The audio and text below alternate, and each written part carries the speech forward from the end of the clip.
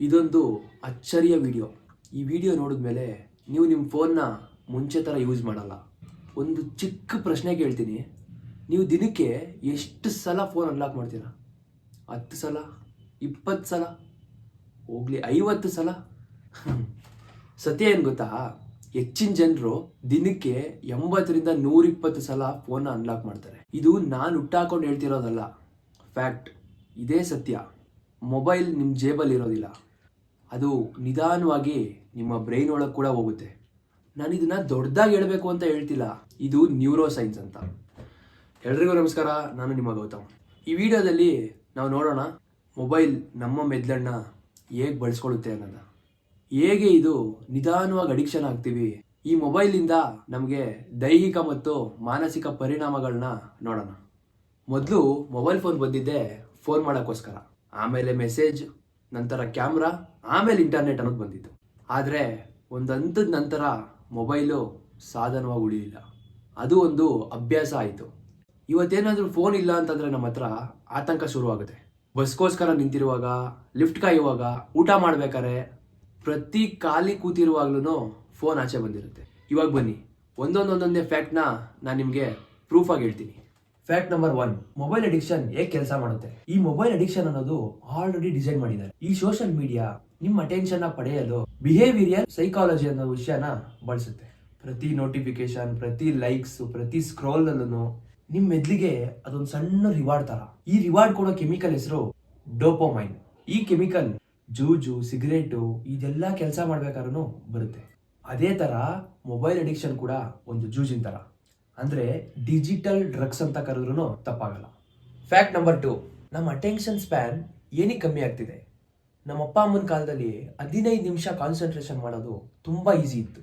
ಆದರೆ ಇವಾಗಿನ ಜನ್ರೇಷನ್ ಮಕ್ಕಳು 5 ನಿಮಿಷ ಕಾನ್ಸಂಟ್ರೇಷನ್ ಮಾಡೋಕ್ಕೂ ತುಂಬಾ ಕಷ್ಟಪಡ್ತಿದ್ದಾರೆ. ಯಾಕಂದ್ರೆ ನಾವು ಅಡಿಕ್ಟ್ ಆಗ್ಬಿಟ್ಟಿದೀವಿ ಮೊಬೈಲ್ಗೆ.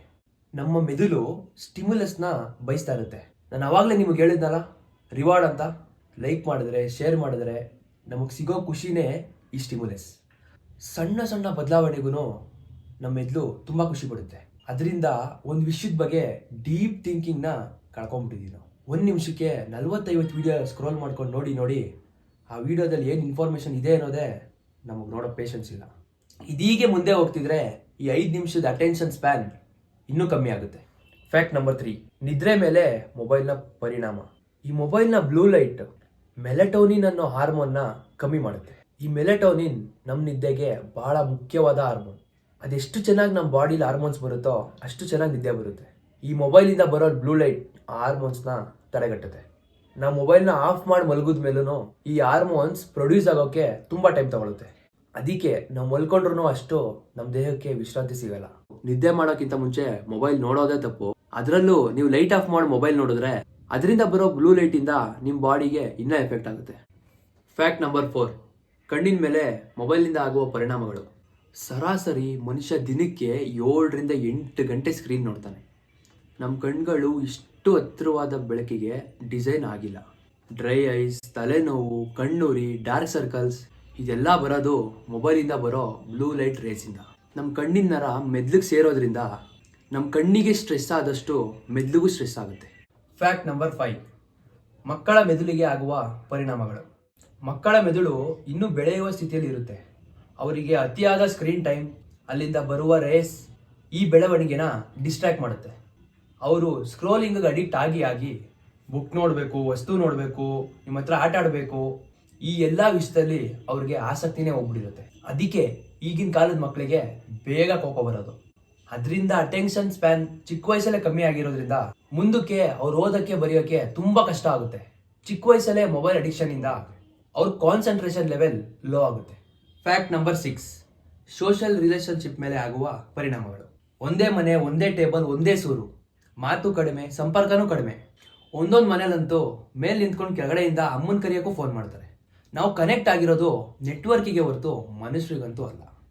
ಎಷ್ಟೋ ವಿಷಯ ಮಾತಲ್ಲಿ ಬಗೆಹರುತ್ತೆ ಅಂತ ಗೊತ್ತಿದ್ರೂ ಮಾತಾಡ್ದೇನೆ ಹಾಳಾಗೋಗುತ್ತೆ. ಅದಕ್ಕೂ ಒಂಥರ ಈ ಮೊಬೈಲ್ ಇಂಡೈರೆಕ್ಟ್ಲಿ ಒಂದು ಕಾರಣ ಆಗುತ್ತೆ. ಮನುಷ್ಯನಿಗೆ ಕನೆಕ್ಟ್ ಆಗಬೇಕಾಗಿರೋದು ಸೋಷಿಯಲ್ ಮೀಡಿಯಾದಿಂದ ಅಲ್ಲ, ಮನಸ್ಸಿಂದ. ಮೊಬೈಲ್ ಅನ್ನೋದು ಎಷ್ಟು ಒಳ್ಳೇದೋ ಅಷ್ಟೇ ಕೆಟ್ಟದ್ದು ಕೂಡ. ಇದು ಒಂದು ನಾರ್ಮಲ್ ವಿಡಿಯೋ ಅಂದ್ಕೊಂಡು ಸ್ಕ್ರೋಲ್ ಮಾಡಬೇಡಿ. ಇದ್ರಲ್ಲಿ ಬಂದಿರೋ ವಿಷಯ ಎಲ್ಲ ಚಿಕ್ಕದೇ ಇರ್ಬೋದು, ಬಟ್ ಫ್ಯಾಕ್ಟ್ಸ್ ನ ತಲೆಯಲ್ಲಿ ಇಟ್ಕೊಳ್ಳಿ. ಯಾಕಂದ್ರೆ ಇವತ್ತಿನ ಸಣ್ಣ ಬದಲಾವಣೆನೆ ಮುಂದಕ್ಕೆ ನಿಮ್ ಜೀವನನ ತೋರಿಸೋದು. A small steps always leads to a big change. Mobile ಕೆಡ್ತಲ್ಲ, ಅದನ್ನ ಉಪಯೋಗಿಸಕ್ ಬರ್ಲಿಲ್ಲ ಅಂತಂದ್ರೆ ಅದು ತುಂಬಾ ಅಪಾಯ. ಮೊಬೈಲ್ ನಮ್ಮ ಜೀವನನ ಸುಲಭ ಮಾಡಬೇಕೆ ಹೊರತು ನಮ್ಮ ಜೀವನನ ನಿಯಂತ್ರಿಸಬಾರ್ದು. ನಮ್ಮ ಕಂಟ್ರೋಲಲ್ಲಿ ಮೊಬೈಲ್ ಇರಬೇಕೆ ಹೊರತು ಮೊಬೈಲ್ ಕಂಟ್ರೋಲ್ ನಾವಿರೋದಲ್ಲ.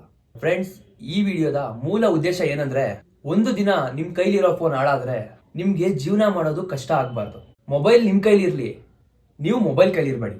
ಈ ಮಾಹಿತಿ ಹೊಸದ್ ಅನ್ಸಿದ್ರೆ ಲೈಕ್ ಮಾಡಿ. ದಿನದಲ್ಲಿ ನೀವ್ ಎಷ್ಟು ಗಂಟೆ ಮೊಬೈಲ್ ಉಪಯೋಗಿಸ್ತೀರಾ ಅನ್ನೋದನ್ನ ಕಮೆಂಟ್ ಮಾಡಿ. ಇದೇ ತರ ಒಂದು ಹೊಸ ವಿಷಯ ಇಟ್ಕೊಂಡು ಆದಷ್ಟು ಬೇಗ ನಿಮ್ ಮುಂದೆ ಬರ್ತೀನಿ. ಹಾಗಾಗಿ ನಮ್ಮ ಮೌನ ತನಿಖಾ ಯೂಟ್ಯೂಬ್ ಚಾನಲ್ನ ಸಬ್ಸ್ಕ್ರೈಬ್ ಮಾಡಿ. ನಾನು ನಿಮ್ಮ ಪ್ರೀತಿಯ ಗೌತಮ್, ಸೈನಿಂಗ್ ಆಫ್.